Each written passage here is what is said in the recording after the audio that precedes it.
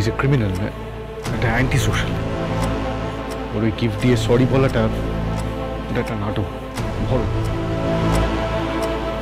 Specially ওর ওর শেষ কথাটা, it sounded like a threat to me. Jumbo, তুমি একদম চিন্তা করো না, আমি এখানে আছি তো, আমি সবটা সামলে নেব। ওই মৃদুল কেন, ওদের বাবাও মানে ওই মানিকলাল, কেউ কিচ্ছু করতে পারবে। তবুও আমি একবার তোমার মনে শান্তির জন্য এখানকার লোকাল থানার সঙ্গে কথা বলে নেব, যাতে মৃদুলদের ওপর নজর রাখে। থ্যাংক ইউ বনি, তুমি প্লিজ একটু সামলে নিও। একদম। আর ওদিকে মিলিকে জিজ্ঞাসাবাদ করা হচ্ছে, আশা করি ওর পেট থেকে আমরা সব কথা বের করে নিতে পারবো। আর ও কার জন্য কাজ করছে এটা একবার জানতে পারলে পাজলটা সলভ করা অনেক ইজি হয়ে যাবে। আমার কেন জানি না মনে হচ্ছে আমাদের মধ্যেই কেউ নিজের লোক সেজে আমাদের ক্ষতি করার চেষ্টা করছে, কিন্তু সেটা কে?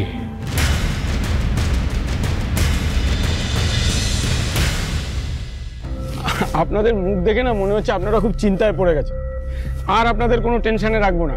কি শিখা? হ্যাঁ, আসল ব্যাপার হলো আমার মা ইদানিং খুব অসুস্থ হয়ে পড়েছেন, তো আমাদেরকে একটু জামশেদপুর যাতায়াত করতে হবে। আর ত্রিধার এখানে পড়াশোনা আছে, ক্লাস আছে, আমাদের সাথে না ওর যাওয়া হবে না। ও এখানে বড্ড একা হয়ে যাবে। একা কেন? সম্রাটদাও নিশ্চয়ই থাকবে, কাজ ফেলে যাবে না, তাই না? ওরও তো যাওয়ার কথা, আর যদিও বা থাকে তাহলে তো বিজনেসের কাছে ব্যস্ত থাকবে, তাই না? আসলে মেয়েটা এখানে একা কিভাবে থাকবে সেই নিয়ে আমরা খুব চিন্তায় আছি। এই শহরটা ওর কাছে একদমই অচেনা, আর এখানে আমাদের আপনজন বলতে তো আপনারাই। তাই আমি চেয়েছিলাম যে আমার মেয়ে এখানে কটা দিন একটু থাকুক, আর আপনাদের সাথে থেকেই বাঙালি কালচার, আদব কায়দা সবটা শিখে নিক। অবশ্য এতে আপনাদের যদি কোনো আপত্তি বা অসুবিধা না থাকে তবেই। আরে না না, আমাদের অসুবিধে কেন হবে? একটা বাচ্চা মেয়ে আমাদের কাছে কদিন থাকবে, ভালোই তো, ভালোই হবে তাহলে। তাছাড়া আয়ুষ, তন্নি, তিন্নি ওরা তো দুদিনের মধ্যে ফিরে আসবে। আমার মনে হয় ত্রিধার এখানে ভালোই লাগবে। আর আমাদেরও এখানে ত্রিধা থাকলে খুব ভালো লাগবে। এটাই তো আমি চেয়েছিলাম, একবার আমার নিজের লোক এই বাড়িতে ঢুকে গেলে সবটা আমার হাতের মুঠো করা অনেক সহজ হয়ে যাবে। আমাকে দেখে খান, এই দেখুন, হ্যাঁ এইভাবে খান খান।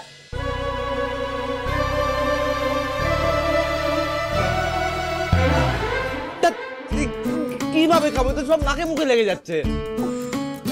আপনি না কিচ্ছু জানেন না, এই জন্য আপনাকে বিলিতি বাবু কাটা চামচ ছাড়া হয় না। না ভগবান দুটো হাত দিয়েছে কেন শুনি?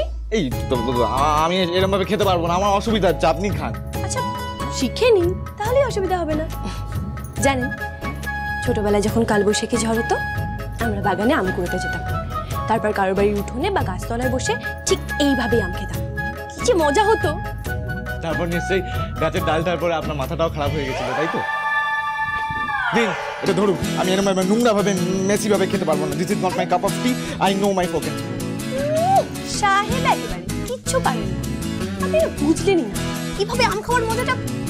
আচ্ছা স্যার, আমি তো আপনাকে শিখিয়েই ছাড়বো, এটা ধরুন। না ধরুন, এবার আমায় দেখুন, আমি যা যা করছি আমায় ফলো করবে, বুঝেছেন? এইভাবে ফার্স্ট এটাকে নরম করতে হবে, ঠিক আছে? তারপরে খাবেন। এই ভেরি গুড। এবার খান। কতক্ষণ করবো? আরে হয়ে গেছে, খান।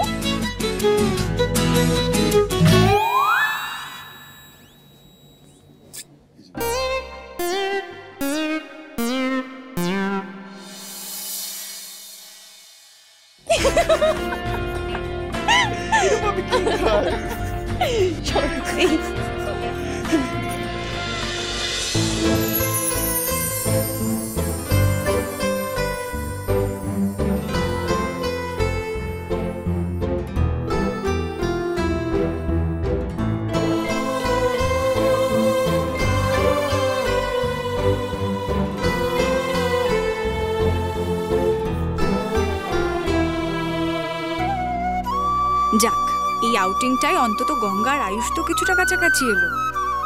এই যে এসে গেছি আমার বাগানের তাজা তাজা সব, ওই লিচু, জাম, পেয়ারা, কলা, আম সব। মানে এসব কেন এনেছেন?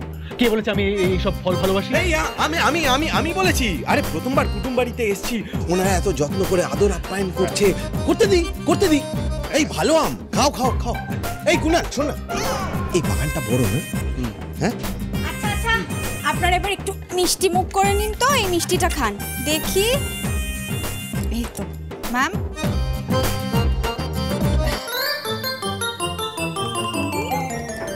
আচ্ছা ঠিক আছে, আমি নিয়ে নিচ্ছি। ঋথি, তোমার দুই ভাই কিন্তু ইরিটেট করে মারছে, ঠিক আছে? আসার পর থেকে পিকনিক মুড অন হয়ে গেছে ওদের মধ্যে হঠাৎ করে। দেখো কি করে যাচ্ছে। দুটোকে এখানে রেখে দিয়েছি। খুব হইচই হচ্ছে না? ঠিক আছে, এইবারে বলি কি, সকলে জামা কাপড়টা বদলে ফেলো দেখি। হ্যাঁ, বাইরের জামা কাপড় বদলে ফেলো, যাও।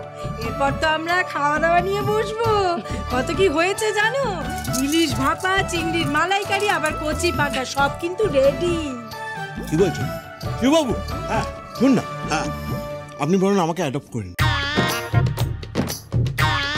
হ্যাঁ করে নেবো আপনাকে। হ্যাঁ খুব ভালো, করে নেবে, অ্যাডপ্ট করে নেবে। শোনো একটু এদিকে এসো। কি হল? এক সেকেন্ড, হ্যাঁ কি শুরু করেছো বলো তো? তুমি বাড়িতে খেতে পাও না? কত বয়স তোমার? কেন করছো এরকম? না দেখো, এখানে এত খাবার দাবার, এত আনন্দ, আমার তো মনে হচ্ছে এখানেই থেকে যাই। থেকে যাও, খুব ভালো আইডিয়া। বাড়ি ফিরবে যখন, এত বড় একটা ওনার মতো নিয়ে বাড়ি ফিরো। আচ্ছা ঠিক আছে, থাকবো না, ভুল হয়ে গেছে। খাও খাও। হ্যাঁ ঠিক আছে।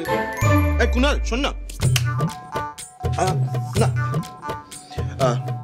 বলছি, আমি ভাবছিলাম এই ঋদ্ধি আর বিন্দির যদি সত্যি সত্যি বিয়েটা হতো তাহলে। এখানে সব কথা একদম বলবি না। এরা যদি জানতে পারে যে বিয়েটা এখনো সত্যি সত্যি হয়নি, কি হবে বুঝতে পারছিস? না আমি বুঝতে পারছি, কিন্তু তুই দেখ এনারা এত ভালো ভালো আয়োজন করেছে আমাদের জন্য, আমার তো মাঝে মধ্যে এখানে আসতে ইচ্ছে করছে রে। তুই বুঝতে পারছিস না, এরা খুব ডেঞ্জারাস। কথা কথা বন্দুক বের করে। আজকে করছি পাটা খাবে, কালকে গুলি খা।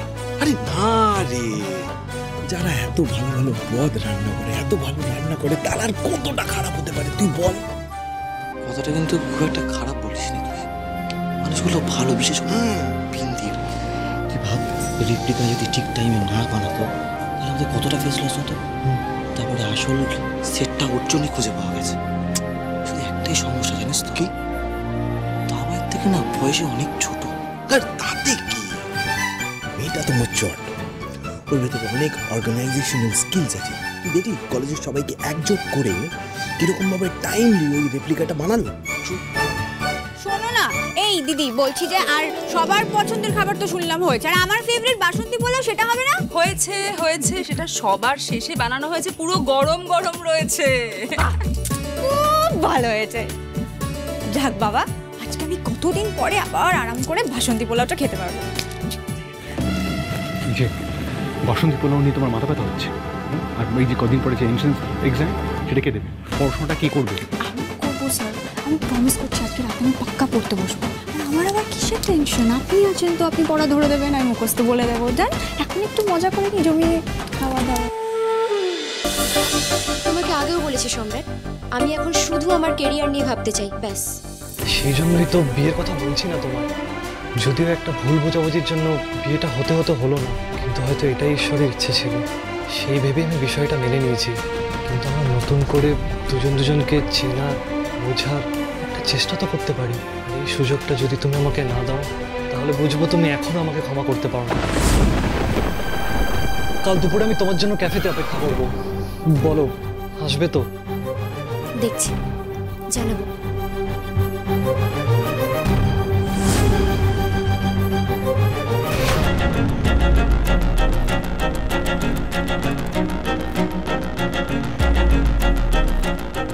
দেখেছো সম্রাটদা, রিমঝিম তোমার ভালোবাসার মূল্য বোঝে না।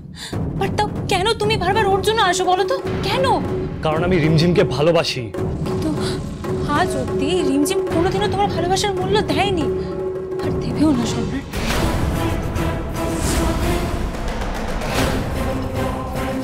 সম্রাট, তোমার ভালোবাসাটা শুধু আমি বুঝি, তাই জন্য তো প্রথম দিন থেকে আমি চাইনি রিমঝিমের সাথে তোমার বিয়েটা হোক।